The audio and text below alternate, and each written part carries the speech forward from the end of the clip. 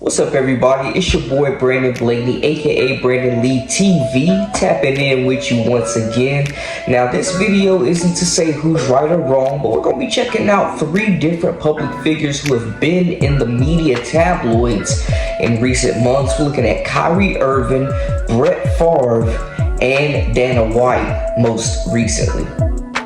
Kyrie retweeted a link to the movie Hebrew to Negroes on Twitter, and he was absolutely destroyed by the media. He was suspended 5 games without pay, lost endorsements, and made a public apology to those he offended for sharing a link to a movie he didn't make. I don't have hate in my heart for the Jewish people or anyone that identifies as a Jew. I'm not anti-Jewish or any of that.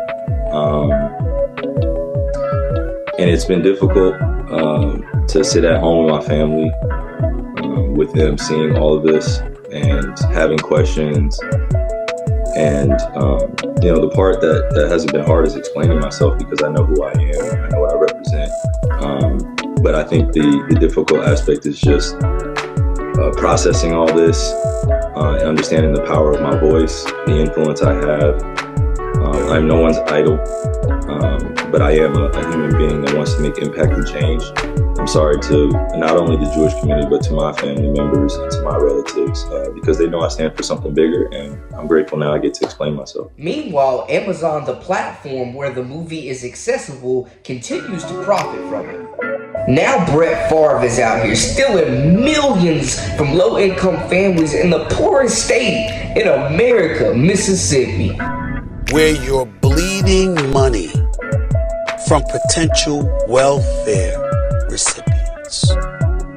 People who are poor and impoverished and struggling for every nickel and dime they have, scratching and clawing to eat, to have a roof over their head, to have clothes on their back. The problem that I have with this situation, you got to be a sorry mofo to steal from the lowest. Mississippi is the poorest state in our country. It is. It's citizens. So if they're the poorest state, Brett Farve is taken from the underserved. You made $100+ million in the NFL. This is what we know. Scared when black and brown people do fraud the government, they hell bent. You get an EBT card, or you get WIC, or you get stuff like that, boy, they move heaven and earth to try to put you in jail for $400 little measly dollars. Fact. Then there's Dana White, the president of UFC, who smacked his wife in public twice on camera. And he had this to say about it. What should the repercussions be? You tell me. I take 30 days off. How does that hurt me? I mean, I told you guys when we were going through COVID could last 10 years. I could set it out, and you know what I mean? What would be the problem? It's much like COVID, actually. Me leaving hurts the company, hurts my employees, hurts the fighters. Doesn't hurt me. I could have left in 2016. You know what I mean? I don't know. Do I need to reflect? No, I don't need to reflect. The next morning when I woke up, you know what I mean? I've been against this. I've owned this. I'm telling you that I'm wrong. And but listen, I mean, we've had plenty of discussions internally with Ari, ESPN. Nobody's happy. Nobody's happy about this, Neither am I. But it happened.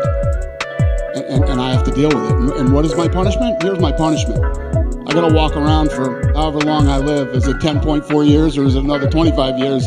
And I gotta, this is how I'm labeled now. My other punishment is that, I'm sure a lot of people, whether it be media, fighters, friends, acquaintances who had respect for me might not have respect for me now. I mean, there's a lot of things that I'm going to have to deal with for the rest of my life that are way more of a punishment than what? I take a 30-day, 60-day absence? Is this another example of privilege in America, or do the consequences match the actions? Let me know in the comments, and subscribe if you want to check out more videos detailing more stories.